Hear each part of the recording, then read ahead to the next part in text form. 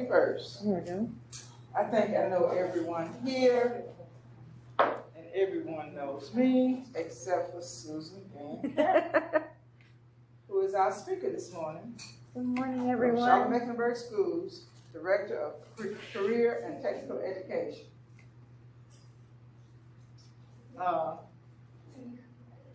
Susan, we'd like to get started with the word of prayer.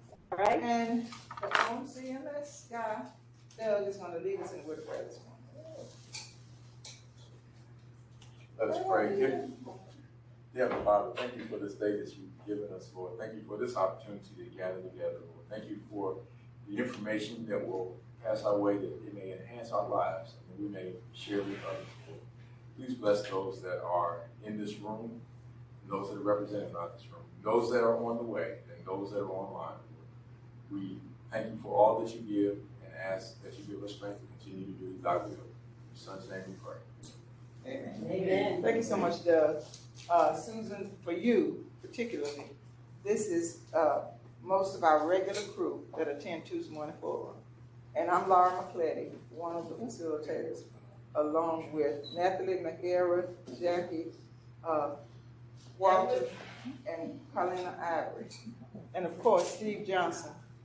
But the way we do this, Susan, is that once you do your presentation, the facilitator or the moderator will recognize those that have questions, and we will facilitate the question and answering process. And about 9:45, we try to stop so we can get announcements.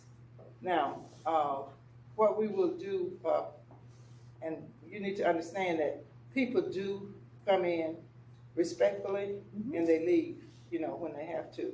So don't worry about that, and you won't be interrupted. But without any further ado, are you ready? Well, we are kind of. We're trying to get my presentation to Give me pop a up. second, though. Okay, okay. Get you All right. Are you sure that we may get calls from people that are watching online? Maybe questions may come in from people that are, let them know that there's more than us watching her. Right. We do have people online, Susan. Awesome. And they may send questions in, and because we just started convening about 3 weeks ago. You just need to know we're just starting to come back into the center. But we want to welcome Maurice back. We haven't seen Maurice in a while. Yes, Maurice, how you been? Everybody, Good to see you. And glad we're going to everybody's introduce you safe again. and healthy, looking good. Cedric Thomas, how you doing? Y'all remember Cedric? Yeah, Oh, yeah. Yes, so. And Juanita, we're glad to have Juanita in our presence as we come back. So, let's have some regulars in here. And Laura, Okay, let's see if this will work. could you remind them about the chairs? Oh, yeah. Am I handing this to? Behave. Okay. Okay, and Susan, for you too, with the chairs, the chairs have rollers on them. Juanita, Cedric, just to remind you, we have the rollers on the chairs, so be careful. You can work together. So I can scroll with my computer. Yeah, for you sit down. Yeah. Okay.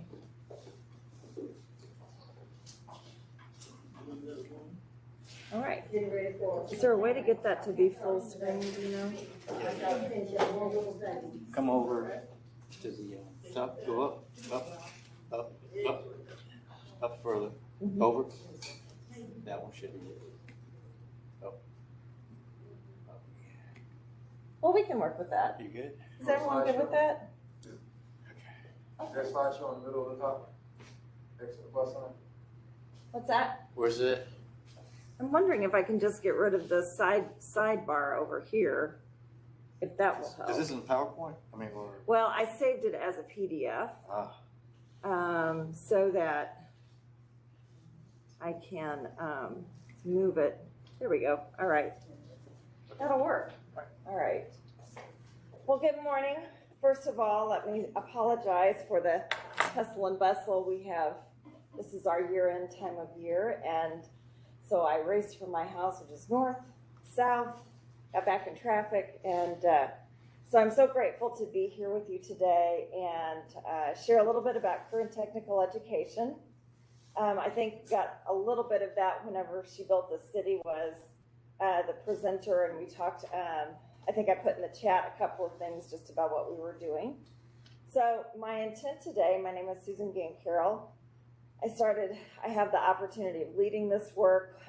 Doug is a part of our team, a very important part of our team, and so what I am going to do is move through very high level how our work is constructed and some of the student opportunities, and generally that does the trick to create all kinds of questions about how we actually get the work done and what role we can play in the community. That's not good. Let's see. Oh, there we go. Okay. Give me a heart attack. So, let's see here. I guess, am I going to move it this way? All right. There we go. So we serve about, so you know, CMS is about 148,000 students. We serve about 54,000 students, and we're grant funded, so we're funded through the Perkins grant, federal grant that's been around since about 1957, I believe. And we have about 30,000 high school students, and then our middle school students is where we're trying to kind of stoke the fire and help them do some exploration.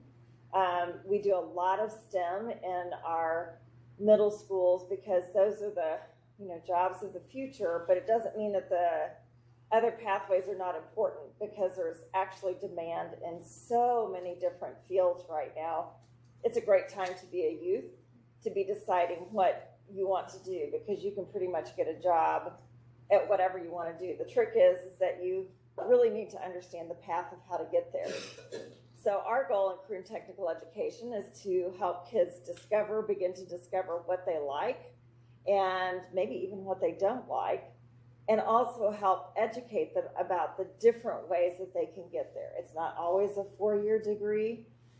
Sometimes it's a certification, and that is a changing landscape that we try to stay on top of with our industry partners. To get this work accomplished, we have 521 teachers, and we have 66 school support roles at the high school level that focus on instruction. They also focus on pathways and testing, and then they also focus on career development, so internships, field trips, those kind of work-based learning opportunities. And they cover, so those numbers, those students, represent about 82,000 courses being taken. So many students are enrolled in multiple CTE courses in a year.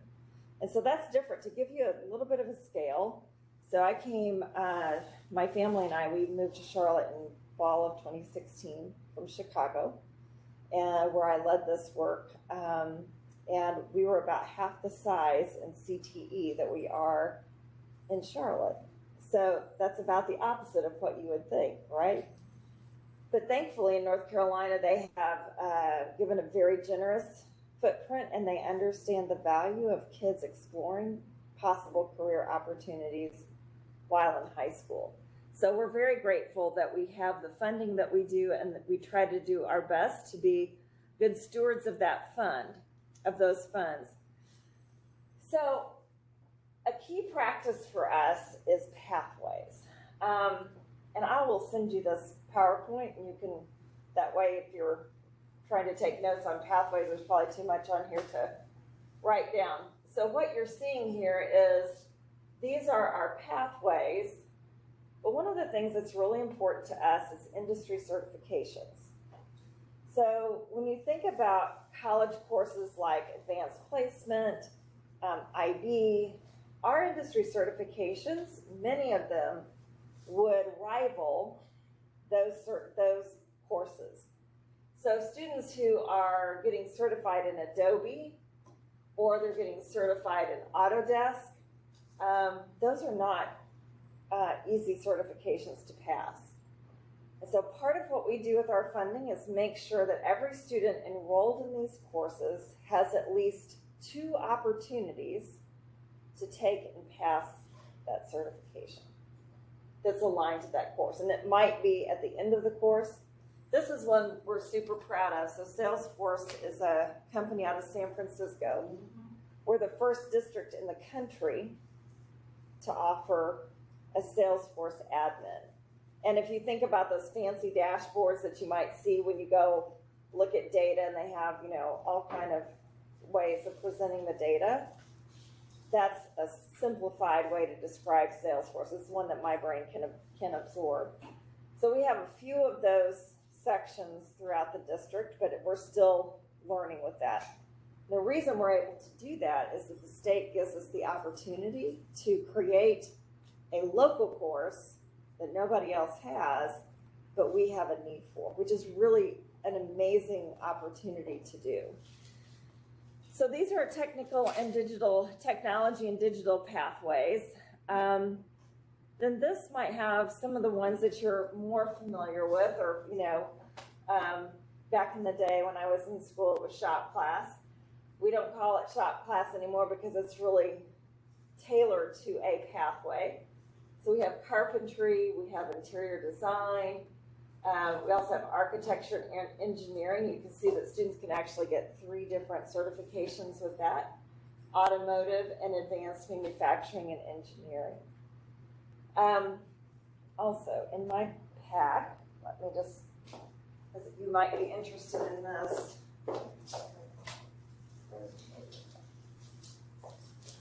What I'm passing out is our 6-fold marketing piece that really captures one of the things that makes this work difficult is understanding the vastness of the work.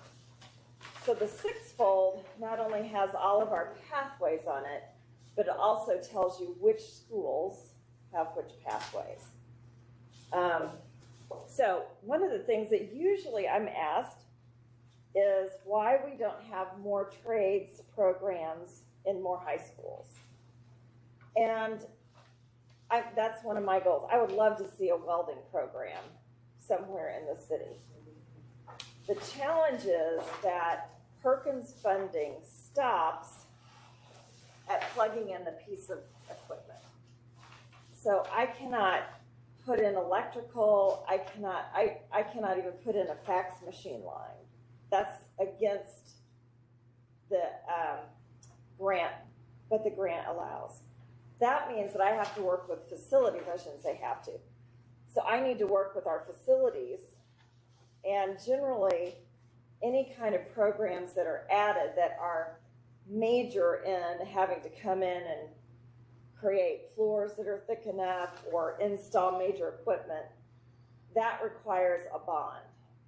So as we are doing assessment for the next bond, if there's going to be another bond, then that's information that we get to contribute to say, we think there's a need for this.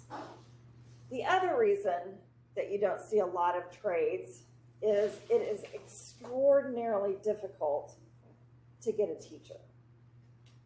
So I don't like to use that as a reason not to do something, but it is a reality. Independence had space for 2 automotive teachers.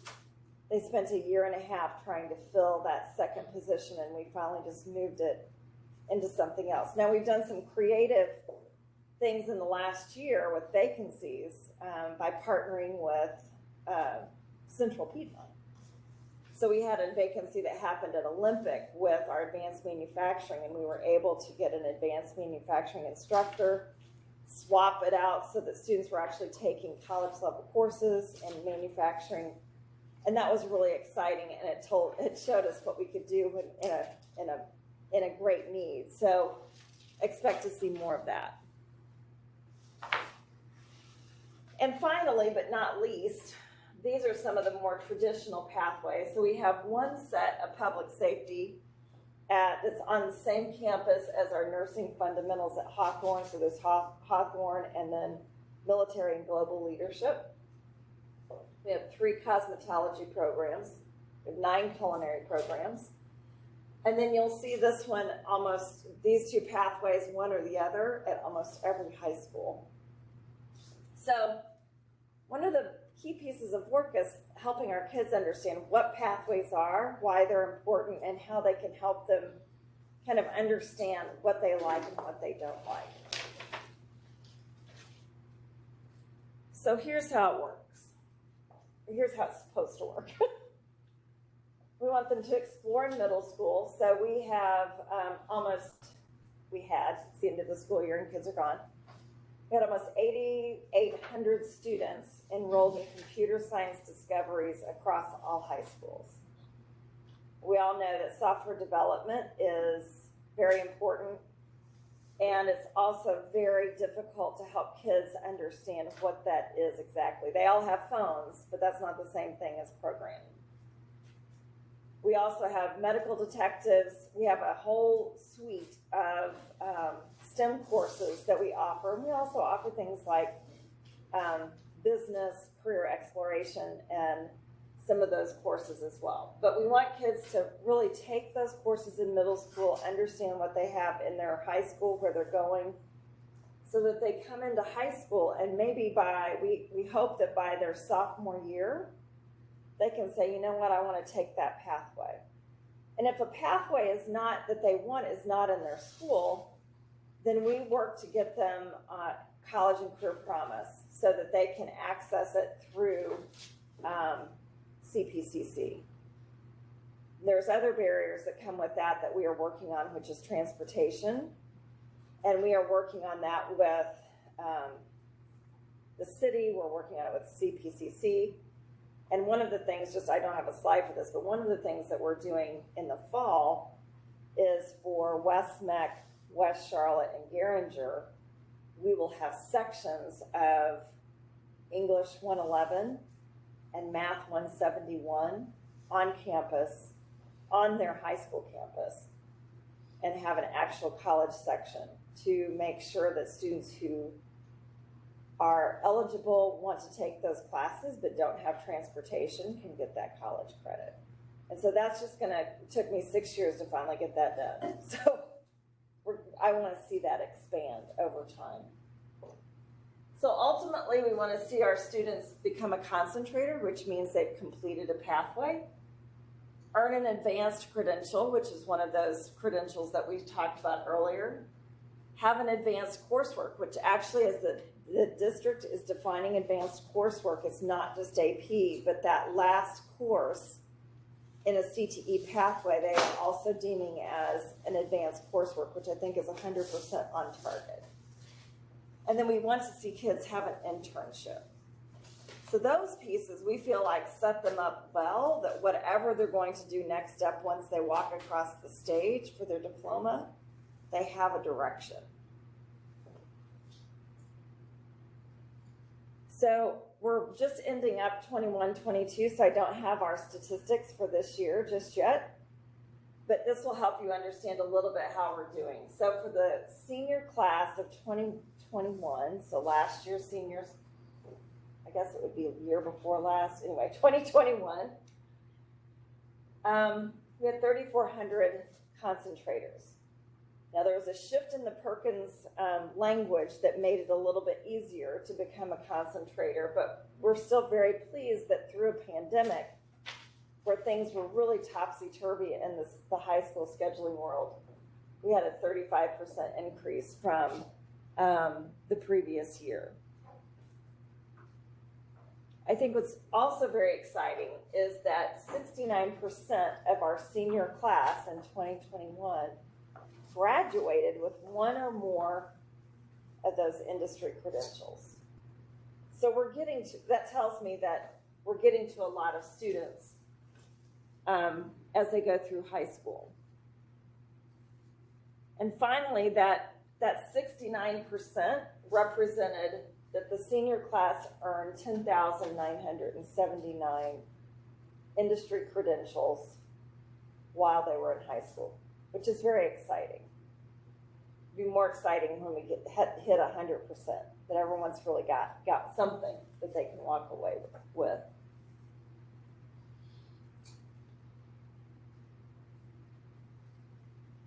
just a few more slides.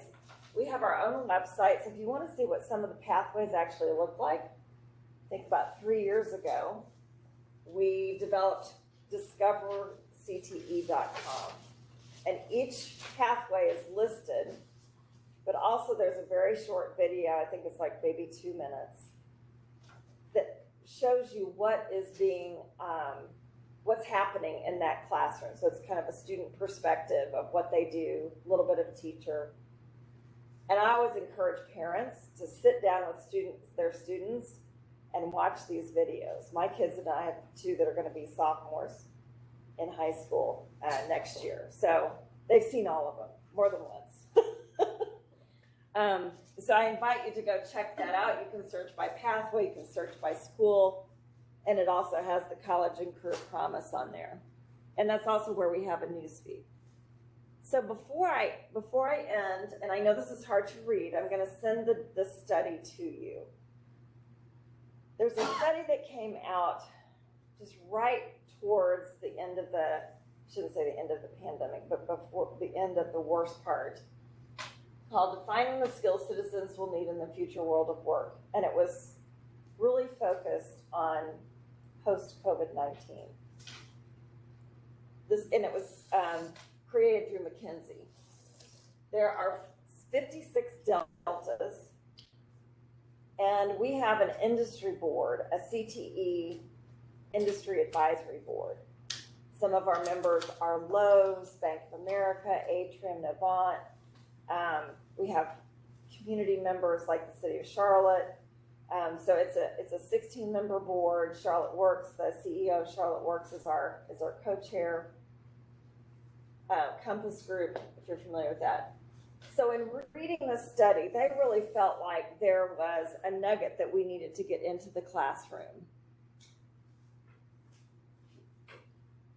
And so before we can really, not really before, but we want our students to be well-versed in what it means to have a job. What are those? We typically call them soft skills that they need in order to be successful. In this study, there are in the 56 deltas, and I'll send it to you, and here's what I would encourage you to do, is to read the appendix, because the appendix actually has a 1-sentence definition of each of them, and some of them you think it's one thing, but it's actually describing something different. So I'd encourage you to do that. So these are 10 skills, or deltas. Adaptability, coping with uncertainty, synthesizing messages, achievement-oriented, fostering inclusiveness, energy, passion, and optimism, understanding own strengths, digital collaboration, smart systems, self-control, and regulation. So we're in the process as a board of defining I can statements for each of those 10, because those are high employability skills. You have those 10. And I don't know about you, but I think everyone's learned to be adaptable in the last 3 years, right? It's just constant change. There's uncertainty. And what's really important to us is that our students understand that they are not walking into the workforce without skills. They don't have to learn all of them. Their experiences in the classroom, their experiences in life, all contribute to their being a positive influence in the workforce.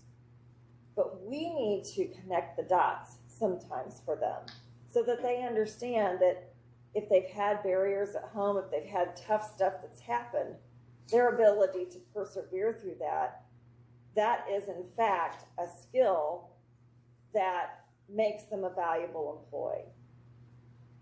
So that I wanted to share that with you because that's a work in progress, and what we are thinking right now is that in a classroom, you may see a spot that has these employability skills, and then they rotate out each week or every 2 weeks. We've also talked about doing them throughout the building. So that kind of sets the stage for internships. So it's been a really amazing time in the pandemic for internships. Part of that is because the community has really gathered around the Chetty report, and they've been working on that for the last 3-4 years since I came to Charlotte. And now we're starting to see the fruits of the labor. It used to be that we could not get internships for our kids unless they were 18. The Rock has been an amazing partner. Are you familiar with The Rock? Goodwill Industries. Yeah, so it's Goodwill, CMS, and CPCC. And they are now embedded at Chambers, embedded at Harding, and also Philip O'Berry. And so it's not on that map. It's on that map as carpentry. So you'll see where it's notated carpentry, except for probably Chambers, because that's got to be updated for this coming year. So we see them as our contractor for the trades. They are doing such amazing work. They have the instructors. Kids are getting internship credits. They're getting internship. Darren Ash, who's the executive director, he's also on our CTE board, was showing me his list of kids and where they were interning. It's just amazing. I was like, you have really broken down the barriers for our students. We just started this year with the county government for Mecklenburg County, and they've just hired and started 42 interns, which is really exciting, really neat. Mayor's Youth Employment has been a long-standing partner for us, and they hold the lion's share of our internships. And then Road to Hire. Have you all heard about what's going on with Road to Hire? Are you familiar with Red Ventures, the company Red Ventures over? Okay. So Road to Hire is a 501c3 they started very small. When we started in 2017, we started with 17 students after school in Garinger. And you can see that last summer, they're doing it this summer, I just don't know what their numbers are. They had 265 students, and they are they're rising seniors, and then they enter and opt into a year-long internship. Every student that finishes that internship is guaranteed a full ride scholarship to a state university. It's in all of our Title I schools, all of our Title I high schools. Incredible. And how we did it, we did some very innovative thinking in the fact that most of the times you think about an internship happening on site at a workplace. We said we're going to create a classroom inside the school, and when you step into that classroom, you're in essence stepping into that internship.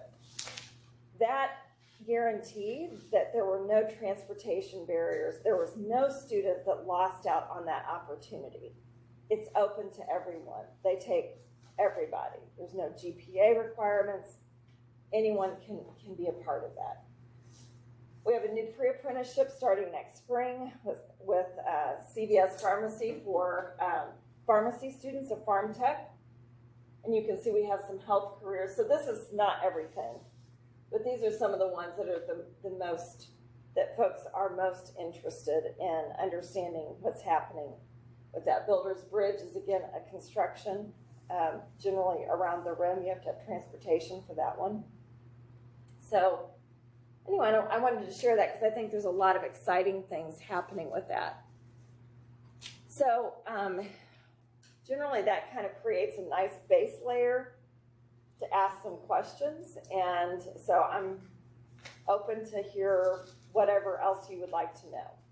Okay, thank you, Susan. We appreciate this presentation.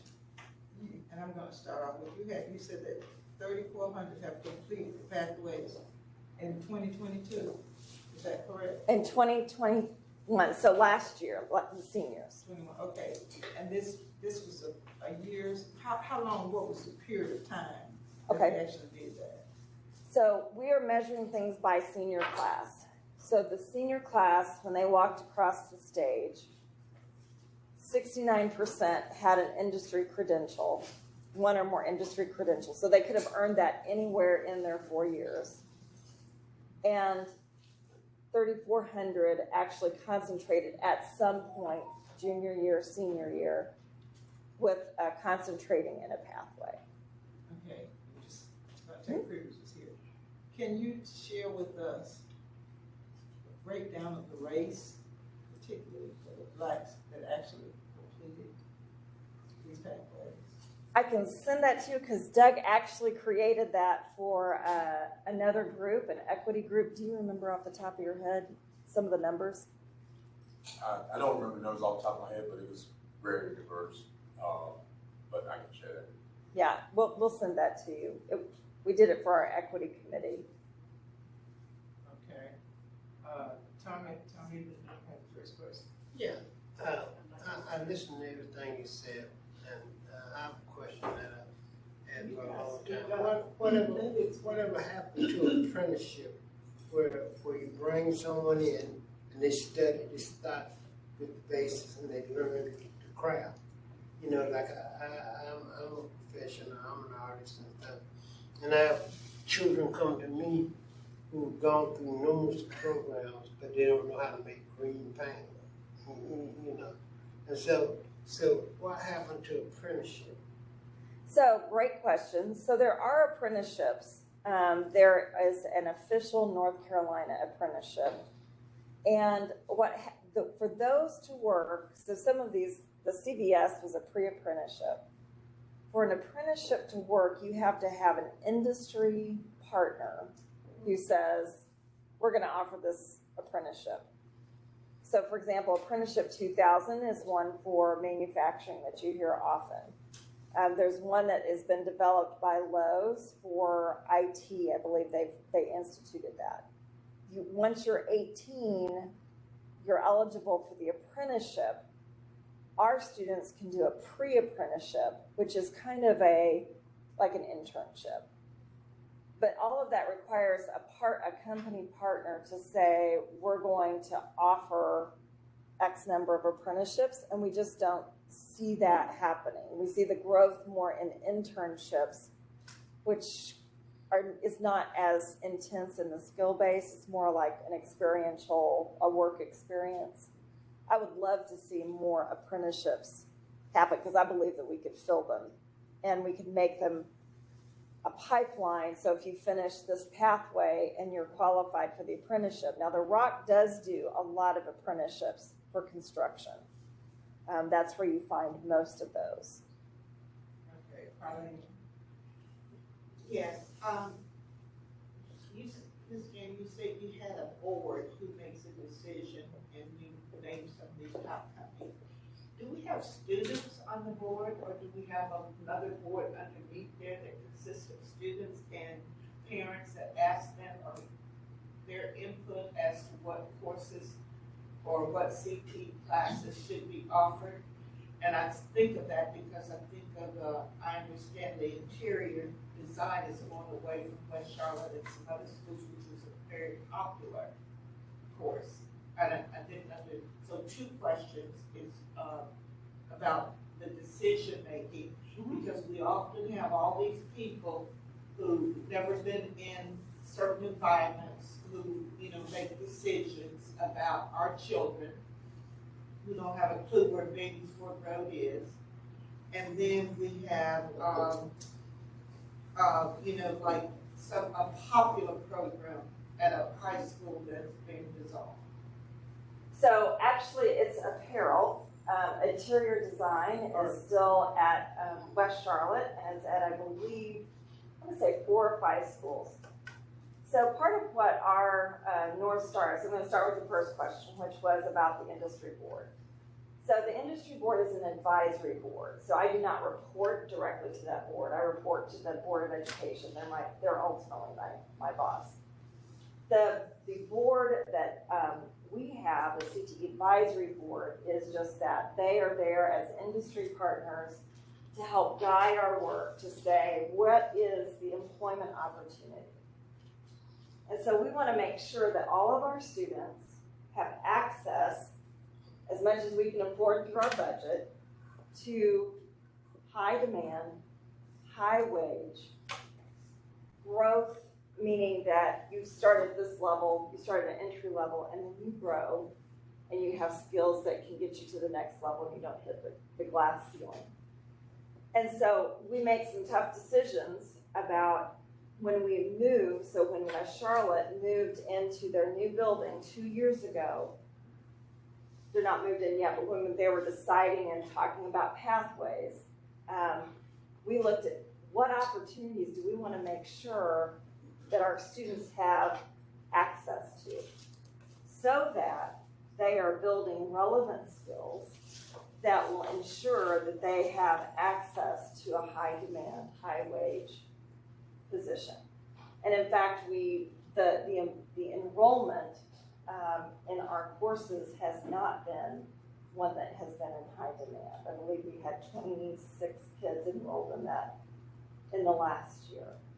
The other part is that we do offer the magnet at NWSA, at Northwest School of the Arts, is a costume design. So if your passion is really about design and about sewing, there is an outlet, and that program will remain as a countywide magnet program. But don't you have to apply to get into Northwest School of the Arts? There's an application process. You can't just automatically go down there. So there is an application process, but it is through the lottery, so like everything else. But that program, I don't believe we've ever turned anyone away from that program, Okay. to my knowledge. Yes, ma'am. Ken. This is pretty. This is what? This is pretty. It appears that with your program, with your program of work that you're doing, and to his question about apprenticeship versus internship, the internships and the preparations for those internships seems like the low-hanging fruit that you can get kids in and make the numbers look good. But the real deal is the apprenticeship. A lot of these classes are not offered at some schools, they're selected at certain schools. And Pathways is working toward that endorsement. How many students have you had who have completed the pathway and received those career endorsements, which is where the rubber meets the road? You're talking about the diploma endorsement. Yes. So we, as a district, so that's one of the goals for the district, as you probably know. And so our work is around the career endorsement.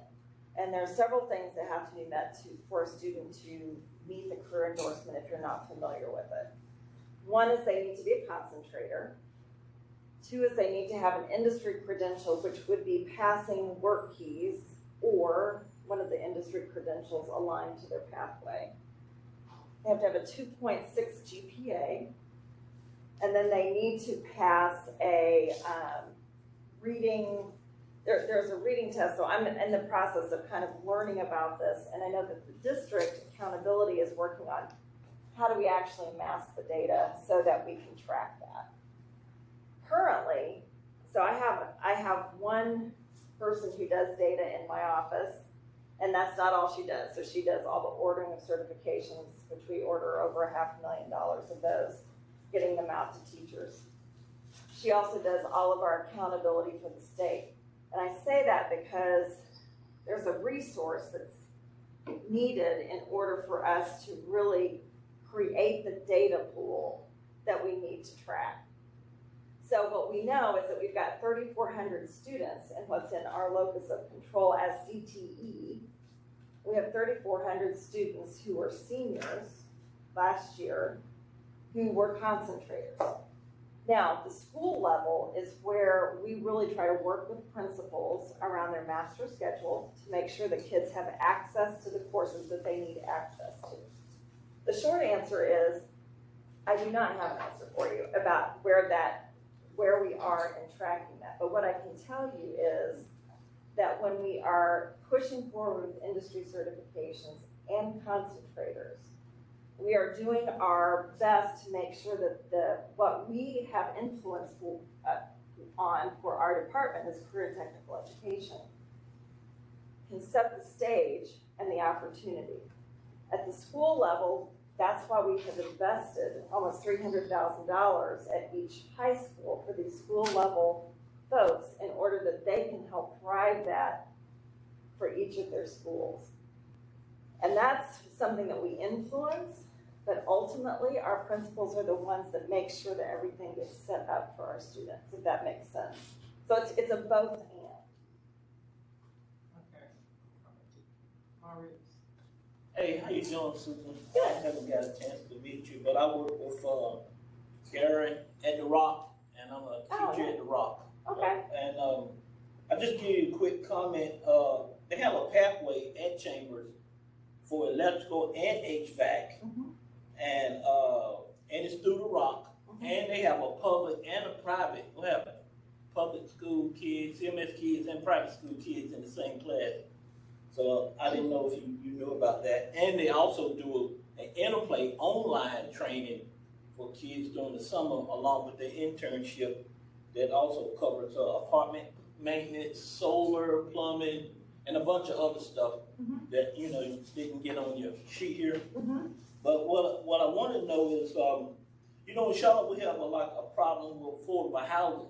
So I think, is it possible for CMS to create a program or training that addresses equity that can be built into a house, from the ground up? Since we got the latitude to build and do what we need to do, why don't we create a program that teaches kids how to build a house and make it more affordable and have the equity, as your next project? Yeah, so we've actually talked about, so Olympic partners with Lowe's Habitat for Humanity. And so if you go by Olympic, they actually have a house out, I don't think it's there right now, is it? No. I was thinking they probably moved it. They sold, But, I'm sorry? they sold the house. They sold the house. I don't It's know a Habitat that. house. And we actually put in with the previous bond, we put in a small plumbing and electrical program, not because we wanted to start one up, but because they were doing the houses, so they bring in experts to help train students on the plumbing and electrical. I love your idea. I love the idea of impacting the affordable housing situation. Why not? Why not, right? Why not? We're not doing this. So I think that the parts that, I think that I would bring that to Darren, because again, he is, everything that you're saying, they are learning in that construction program. We have construction teachers at both West Meck, Independence, Olympic, Harding. Harding is really contracted through the Rock. We're starting to work on Independence and figuring out how to do something that impacts affordable housing.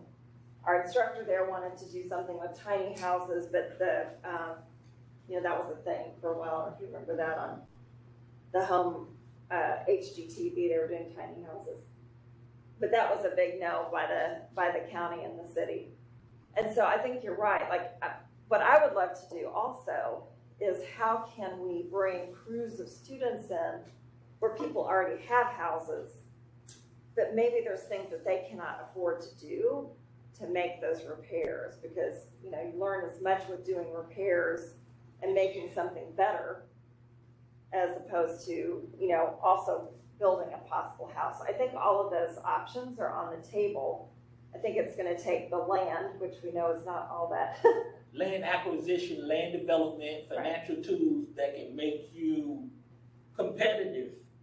Right. So we're all in if you can find someone who says, I'm willing to lead the project, because all of that is not our expertise, and we would probably just be good enough to mess that up. But if Darren said, look, we want to do this and this is how we can do it, we would be all in. I love the idea. Love it. Okay, I'm gonna have one deal. And then, Sabrina. They have questions, so they're gonna make it round with those that have second questions. Go ahead, Wendy. Good morning. Good morning. You mentioned one of your programs, it was a if the students stepped in the classroom and they were already advanced, so to speak, and they received scholarships? Did you say a full ride, basically? Yeah. What program is it, and what school is it located? So that's Road to Hire, and that is their program that has grown, and those are in West Charlotte, West Mac, Harding, Garinger, and Chambers. Oh, that's pretty good. It's awesome. We work to get 30 to 60 kids enrolled in that. In the summer, they do their pre-apprenticeship that any student can participate in. It's paid. And then that pool is, you have to complete that pre-apprenticeship between your junior and senior year because it kind of helps set the stage for what you're going to do in that next year. And then we figured out how to make it happen during the school day, because one of the things I felt was not fair when we initially started it was that if a student has to stay after school and they don't have transportation, then they're out of luck. If they have a job because they're either supporting themselves or helping support the household and they can't do it, that's not fair. The second part of my question is, are you in the elementary schools? There are some very intelligent kids in the elementary schools as far as the computers and things like that, other than just giving them an iPad with games on them. Do you have some type of program preparing them for the middle school lessons? So that would be magnets. So our funding stops at 6th grade. We are not allowed to go below 6th grade with our funding. Oh. However, but Magnets has several magnet programs that feed into our middle school. So we are partnered very tightly with Magnets to make sure that our students are carrying forward those skills. And in fact, you bring up such a great point, because in software development, where they're taking introductory to computer science discoveries, I'm challenging our team to say, well, if they started that work in elementary school, how are we making sure that if they already have this set of skills, we're giving them the next set of skills. We're not making them retread this set of skills over, which can kill the joy of continuing to learn and add. So it's a constant evolution and challenge, but excellent point. Okay. Good morning, Susan. Good morning. My question is, this is, look great, this is what, about a 10-year plan this year? No, that was last year's pathways. Last year. What is the plan for teachers? We're losing a lot of teachers in CMS now. So in order to keep this going, what is your plan for mentoring teachers to follow your current teachers to maybe expand the program or at least keep it consistent?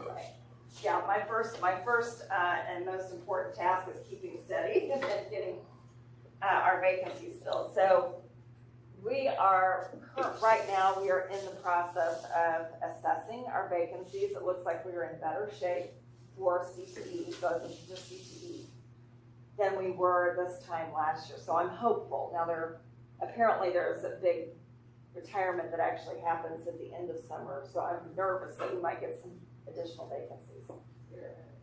We have, so a couple things that we do. So we're a small team of 20. This is where Doug's role as a school liaison becomes very important, because he's working with the school leadership team and the principals. And then we have pathway leads who are content experts. So they're working on the content part of it and trying to get people shored up. And I will tell you that part of the challenge in hiring for CTE is that you can, so let's say that you have a business degree or a business background and you are hired as a business teacher, but we might need you to teach coding and you've never done a lick of coding in your life.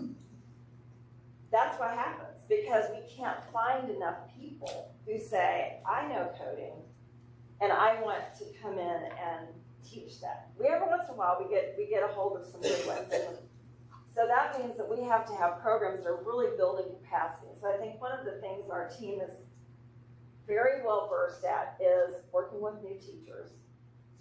Sometimes folks just walk into education. I was in industry for 15 years before I became a high school math teacher in a Title I high school in another state. I loved it. But I watched many of my cohort come in and literally walk out the first day.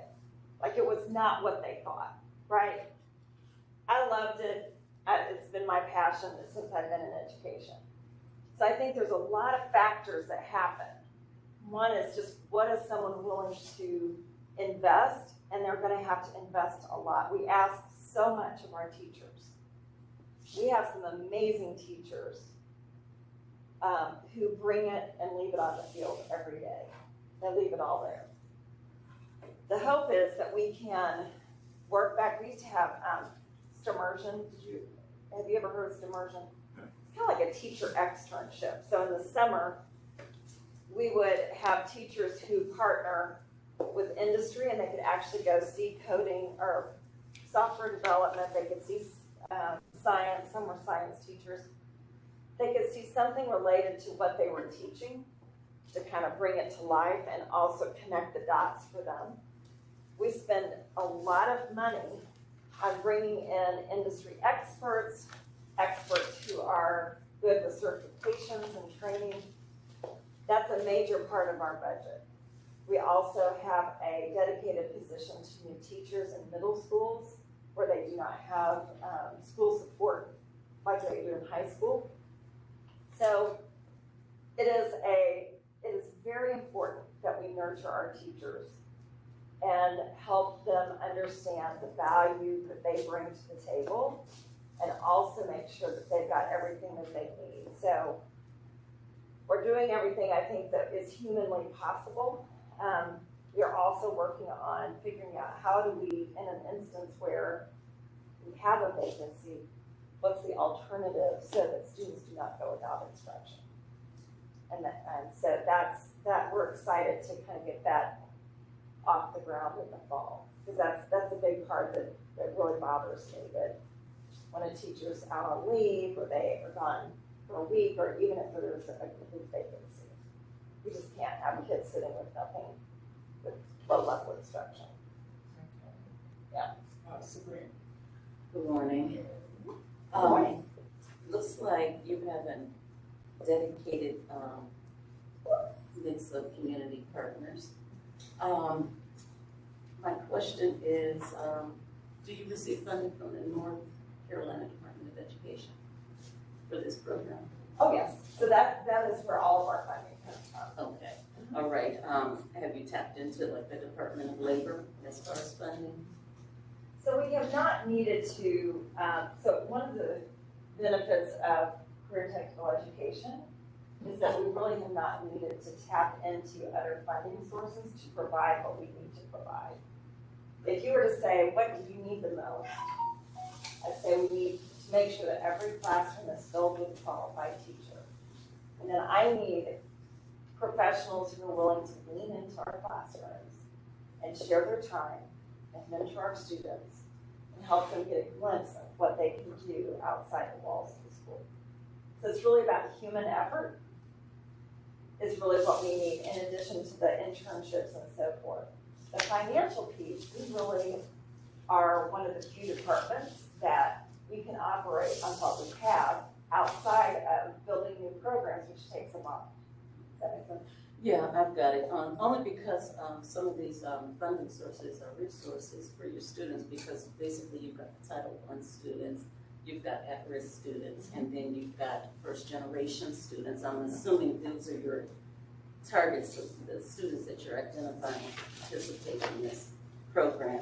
And so I'm just kind of suggesting that you may be able to utilize them for additional funding in addition to the Department of Social Services and possibly the Department of Health, because these kids are also under 18.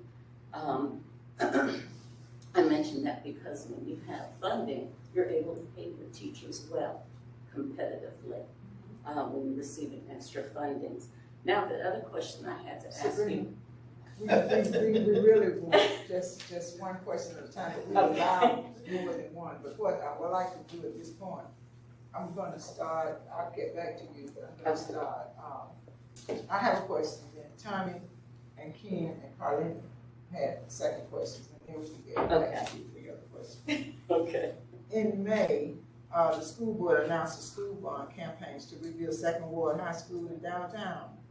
Partnerships with Atrium and CPCC. Can you tell us what CTE courses are planned for this high school that they're gonna build? I cannot because we have not had that conversation yet. So we will look at what the community interest is, and we will respond to that, as well as making sure that it is tied in with what the labor market is demanding. But so I'm not saying I can't because I don't want to. I'm saying we haven't had that conversation. Okay. I can clarify. What that was the needs assessment. And in the needs assessment, as they get ready to go to the bond project, the Second Ward High School was a possibility. It's not a plan as of yet, but that was one of the proposed possibilities that might go into the next bond project. So that's kind of down the road. Dennis, he presented a lot of ideas, and it sounded like it was a rock solid plan, but we got to go through some stages before we know what's going to go there. Yeah. But there is work going to establish that partnership with the Innovation District. Okay. Tom. Yes. I hear a lot of we. Who is this we who choosing all these people to do all this stuff? You know, I hear a lot of we, and what my concern is that, like, when I talk about apprenticeship, I remember, like, when I was a young man, I went on a construction site, and they said, well, you have to push the cement before you lay the brick. Sure. You know, but now we hear about all these we and all these children coming in who can do nothing. Like America has taken this manufacturing to somewhere else, you know, because we got people who can't do anything. So how can we get back to teaching people how to do stuff? You know, like if you're a brick mason, you work with brick masons. If you're a carpenter, you work with carpenters. If you want to be a carpenter. But like now we got all these students coming up there, they don't know how to do nothing. You know what I mean? You know, why should you hire somebody and you need a carpenter? Why should you hire somebody who can't do anything? That doesn't make sense. I give a hearty amen to that, because our frustration is that we CTE, so when I say we, I'm talking about my CTE team, that we are working, because it's not me. There's no way I could do this work without Doug's and all of the team. So we make our decisions together, we talk to each other, and when I tell you that the larger we as a community, need to not think of career and technical education as for those students, but for all students. Career and technical education still has the stigma of that is for students who are not the AP college going students. And how many of you know students who have graduated with a 4-year degree and have no skills and no idea what they want to do, but they have a degree and they have a whole mountain of debt? I'm at the age where I remember that. You know, like we had technical education in high school. Yeah. We had brick masonry. We had fixing automotive mechanic. And I remember when we asked them to take it out of the school so we could be teachers or computer operators. And we asked them, we said that they would send all technical classes to black schools. And we asked them to take them out. You know, and so I just, you know, maybe I'm just ignorant. I don't understand this. You know. Okay, Ken. I'm in agreement. I am in agreement. I'm not sure whether I understood correctly or not, but did you say that 3,400 students completed the pathways? And pathways is a state mandatory reporting of numbers of graduates. And but you said earlier you didn't know how many students had graduated with the pathways endorsements. Yeah. And if those endorsements are state mandated, why don't we know? So the endorsements are not state mandated. In fact, the state, when we've talked to them, and I say we because it's been someone from accountability to say, well, how are you tracking it? They're like, we don't track it. So while it's on the DPI website, I encourage you, if you want to make a call and have an enlightening conversation, Call DPI and ask them about endorsements and what they do and what value they have. Here's what I think is the mark. I don't want my kids to just graduate from high school. I want them to have a post-secondary plan, and I want to get back to the root of what post-secondary, that word means. Post-secondary means after high school. We have equated post-secondary with only a 4-year degree. If we look back and say, what is the definition supposed to be? It's that you have some training after high school, you have a plan. So I want to see our students graduating with a post-secondary plan. I want them to be qualified for an endorsement, because if they're qualified for endorsement, that means that they've got several things in place that will make them successful. So to clarify what I said, the concentrators is one part of that career endorsement. So we know that we have 69% of our senior class who graduated with one or more industry credentials. We also know that we had 3,400 of those students who were concentrators in one of those pathways. What we don't know is what the mix comes together to say, well, how many of those students had a 2.6, and they had all of that together to create that diploma endorsement. What I would leave you with is, well, I don't know if I'm leaving or not, but I was thinking we're doing around, I know we're close to closing, is we have got to talk to our kids about career technical education as a means to discover their talents and some of the things that they like, maybe don't like. Because if they can graduate having some inkling about what it is that they have a gift and talent for, then we can get them to the next place, I believe. Okay, we have Pauline. Okay. My question is, when I look at this sheet, I look at automotive, carpentry, and I look at architect and engineering. A lot of these courses where, to make money is very lucrative. Very, very lucrative. That's like plumbing. You ring the doorbell at $75 if you haven't even stepped in. Yes. So, but they're not offered at Philip or Berry. They're not offered at Garrington. They're not offered at Cochran. They're not offered at West Charlotte or J.T. Williams. These are kids who need that alternative, who want the alternative, who deserves the alternative. And again, I want to go back to who makes these decisions.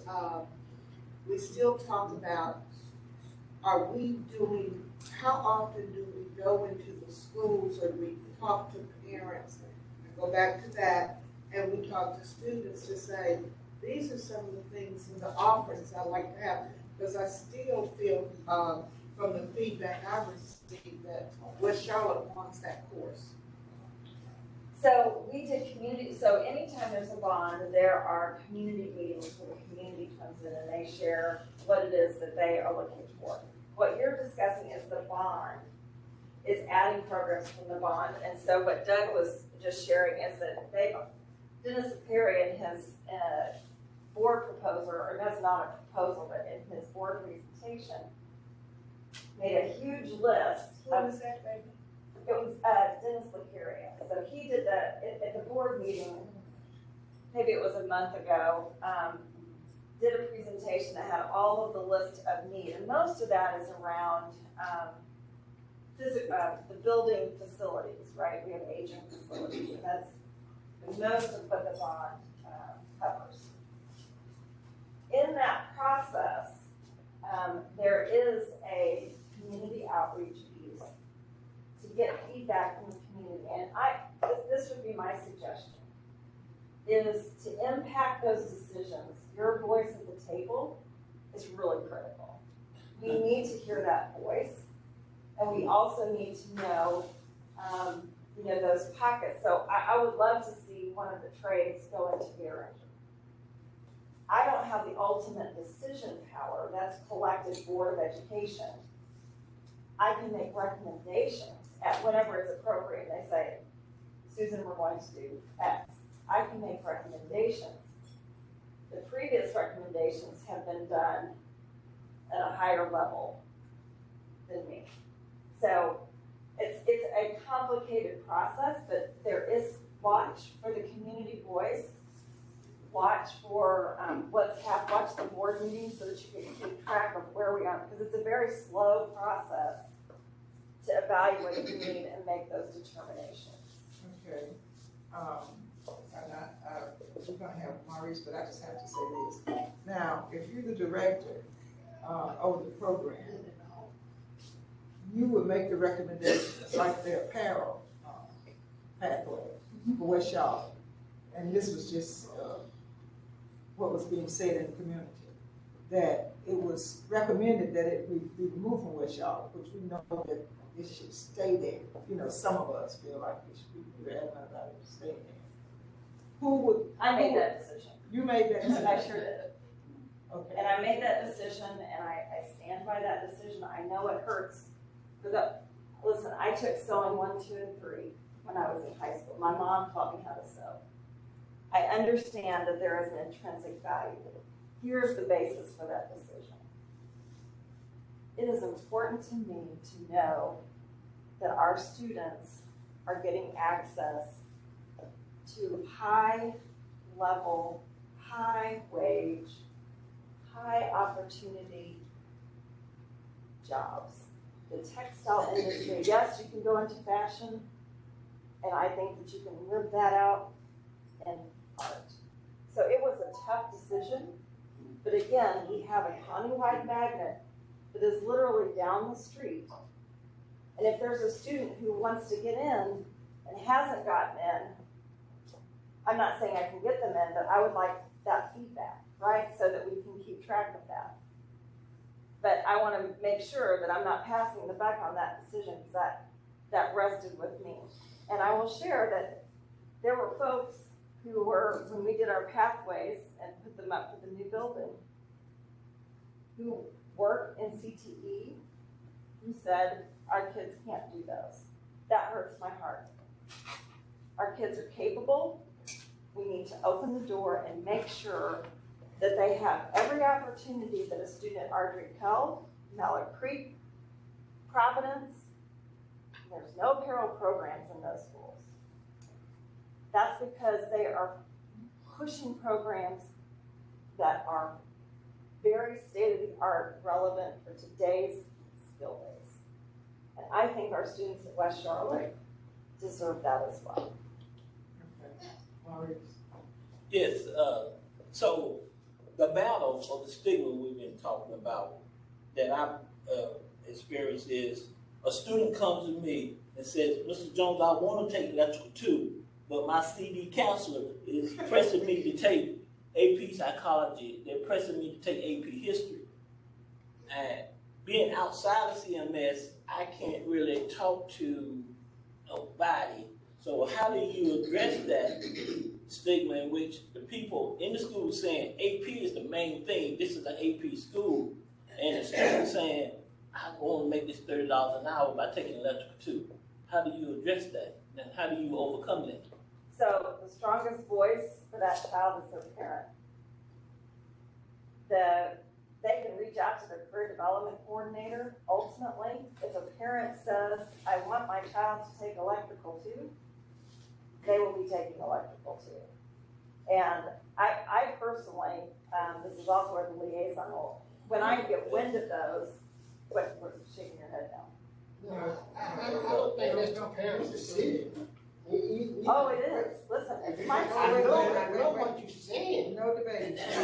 Oh. Sabrina, you have a question and then Mike. Yes, my question is pertaining to the identification, recruitment, and selection of your students. First of all, I need to know, is the CTE program an elective program in the school? Yes, and everyone's eligible. Okay.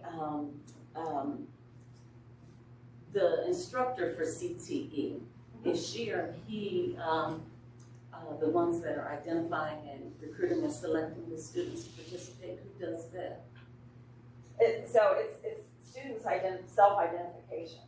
Okay. So they put it on a course card, and then we want, so the situation that was just described, it's pervasive, where we are in competition internally.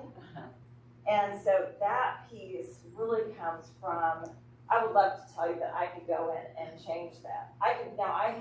People have sent me an email and said, I want to get my child into this at my school, but they're not being heard, and I have been able to be a voice. That's happened once or twice. So wherever I can help advocate to get the lines of communication open on all fronts to make sure that students are getting what they ask, absolutely. Because Susan, because I'm going with this, you've got an awesome curriculum here, and you've got some great community partners, but it doesn't work if the students aren't being recruited into this CTE program.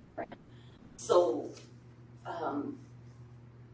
wouldn't it be a great idea to somehow hire someone who can actively recruit in the schools and work collaboratively with the academic counselors? So I apologize, but let me talk about our pathway development coordinator. I think I misunderstood the question.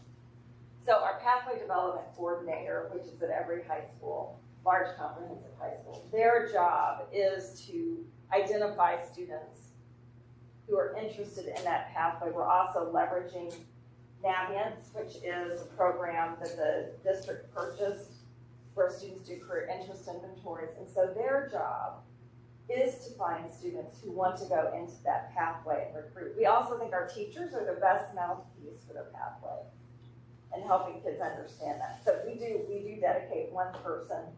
They also do testing and some other things, but their primary focus is to make sure that kids are aware of pathways. We're also investing in skins, using the vinyl skins that go on the walls to help promote pathways in schools. It's going to take us a minute to get through, but West Charlotte's our first school to get those. It's going to be beautiful. Right. Thank you. Quick question, because you said a lot of things. I just got you, and I do apologize. You said that the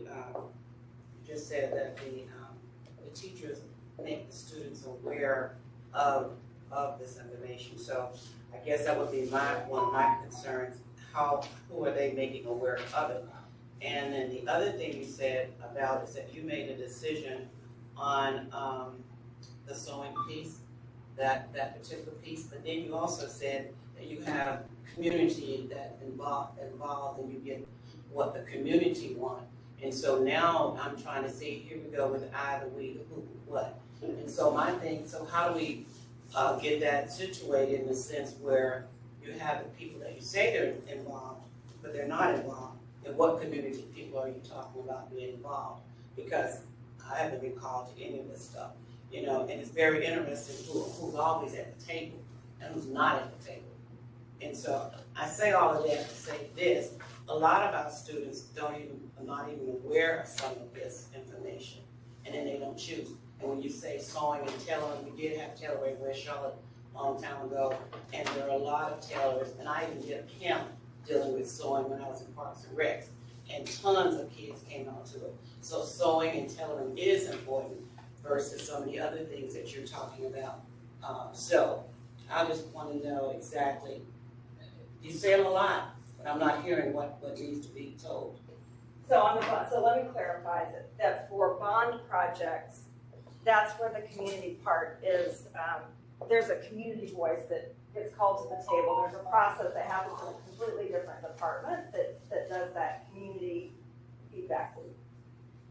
For things like when a program When you say the community voice, that community voice, you see there's a lot of something that goes on in order to get those community people, or how does that happen? Because, I get sick and tired of people saying the community, but then too, it's always the same old folks. Let's be real about this thing. Yeah. And you know this.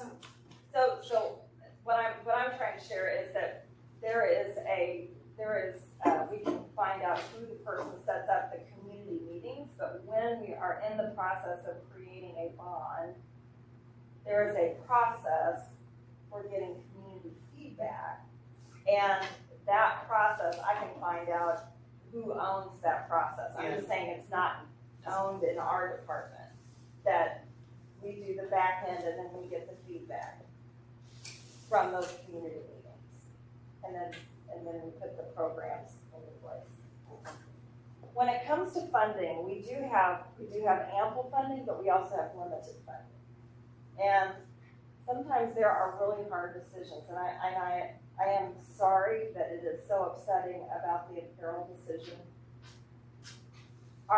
The enrollment, we have to look at our allocation of resources. The enrollment is not justified moving forward with apparel. And we want our students, so interior designs gives them an opportunity. So I'm not sure what else I can say. That I think I've addressed that like 4 or 5 times today, and I don't think I'm going to give you an answer that satisfies you. And I totally understand that and own that. It was not done from a place of malice. It was done from a place to ensure that every girl or boy has access to the pathways that the advisory board, our industry partners, are showing in highest demand for highest wage opportunities. So, I don't know what else to say. Yes. Okay, I have a question from someone, Pat Campbell, is sent to me. CMS is building a school on the plaza in the FinCo area. How many students would this school accommodate, and what will you do with the different schools that are named on the sign? I'm not familiar with any of this. Are you familiar with it? No, I can go. Shamrock. It's in the plaza Plaza and, area. Okay, but it says it's in the FinCo area. And you're not familiar with that? No, you may want to have someone else from, I'm not sure who has that. Okay. Is that Cochran? No. Cochran's off the plaza. Okay, no, it's not it. Can you have a question? Is that the one where they're building right there next to, I think it's a middle school there, on Harrison the Plaza? Near Harrison the Plaza, is that the one? I'm gonna ask her, this was when that was sent in. Oh, Ken, okay. did you have a question? Yes. You said industry dictates to a large degree in terms of where and what these programs Not where. are. Not where, but what. Yeah. And if there's a kid or 10 kids in West Charlotte who want this design program, and you basically, as I understand it, have said no because there is no really industry demand for that. But if the kid has the passion for it, wants it, and another school has it, but they can't get to South Mecklenburg to get it, or anywhere else to get it, can that kid take it virtually? So great question. There are certain, so I'm going to go back to the pandemic. There were certain things that we could do, like most of our courses are very hands-on. I mean, that's kind of the appeal of most of them, right? So things like a software development, you probably could do virtually, but something like automotive, we struggled to create that experience.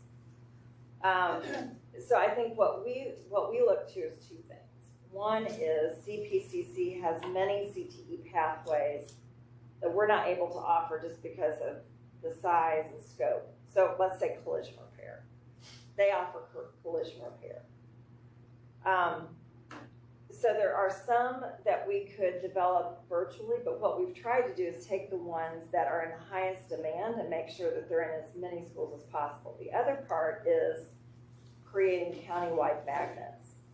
So at Hawthorne, you have nursing fundamentals. That is a countywide magnet for nursing fundamentals where students can get their CNA. Harding has a countywide magnet for advanced manufacturing, carpentry, and automotive. So if you do not have automotive, which is a very expensive program to stand up, so is advanced manufacturing and carpentry, then you can go to those schools. We have not yet had we've never had a waiting list to get into Harding into those 3 programs. So I think that it's a family decision about being able to go to a different school that's not your home school. There's a lot of things that factor into that. But I do think that that virtual piece is something that we have toyed with through the pandemic, but ultimately we really want kids to have that hands-on experience. Susan, we really appreciate your coming. And we feel like several of the questions that we've asked, some of us just don't feel comfortable with the answers that we receive. But one thing that we would like, and we're trying to follow up with some of our speakers as we have reconvened. And one of the things that we would like to know how Black students are faring with numbers. So if Derek is working on that, if we're gonna follow up to try to get these answers. As well as we just want to make sure, because all of us and a lot of people have been complaining about the schools and the school board and how things are going in our community. And so we're very sensitive, especially this group, we're very sensitive to the things that are going on in our school system. So we will be following up. Awesome. I'll come back. What we've heard this morning, and some of those answers, we would like to have them. We would like for you to share with us. And if you need to review the tape, it's being taped and you can review your presentation. And we'll have someone that's gonna help us out following that. So I think there's also, so this meeting was scheduled, but I believe that someone's reached out to the superintendent about having Dr. Ratley and Dr. Hayes who join and do a presentation. So this can kind of be, there are some things that you're asking that I literally, that's like above my pay grade. I just don't know. So I think that might be a really great next step, is to make sure that you've got folks who have that, 30,000 foot view and can answer some of those more like the school-based questions around some of the specific schools and some of the processes that are in place for community meetings, so that there's more clarity than what I can answer. We really do. We just give her a hand. Just one thing, and I know, don't take this personal, but community feedback should not be done just when there's a bond coming up. We need, I don't know if it's an annual basis or biannual basis, that we need to make sure that we get community input, and not just from those boards, but from the parents of that school, as well as students, as well as administration in that school. I just talked to someone in West Charlotte, and the person who's their coordinator is new. So my thing is, there is a concern, and I want you to know that that course is going, regardless of whether it's coming back or not. Those kids, I'm advocating for those kids and that community, should not have to go down the street to take a course that is something that they want, and the words were high level, high wage. It's $150 million industry, and they deserve it. Thank you, appreciate that. And by the way, that school on the plaza is next to Northridge Middle School. Yeah, that's it. 45. Across the food. 45. That's the one that was being question. But anyway. I got you. But it's 10 o'clock. That's probably elementary relief school. Oh, yeah. Okay. We want to once again thank you so much. My for being pleasure. here. And Thank you. Yes, Ken. I personally want to commend you for standing up for your decision. And I also want to personally commend you for acknowledging why and how you reached those decisions. But I also want to suggest that these bond referenda that come up all the time, we've got people on the school board who probably shouldn't be there based on some of the decisions and actions that they have taken. And the higher up the food chain, the more smoke is blown. And you have eliminated that for me personally today, because I came away with a whole lot of thoughts And one of them, of course, being about the pathway and the endorsement, not being able to track that.